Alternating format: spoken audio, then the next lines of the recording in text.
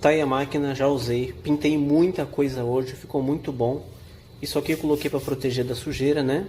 Uma coisa que eu observei, como o motor é aqui, ela puxa um pouco de tinta aqui, ó, o que é um pouco perigoso para o motor, né? Mas tudo bem, a gente é bom colocar uma meia calça aqui. Mas usei muito bem, fiz um serviço muito grande hoje, me atendeu muito bem, pode comprar sem medo. E sempre é importante tirar um tempo para limpar a máquina, né? Pega um solvente, não usa thinner. Desmonta o sistema todo, né? Limpa tudo, desmonta, para a máquina durar bastante tempo, né? No geral, bem recomendado aí, valeu cada centavo. Aí a máquina sendo utilizada.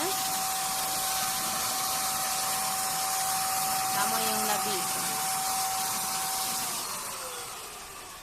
E o resultado, ó. Muito bom.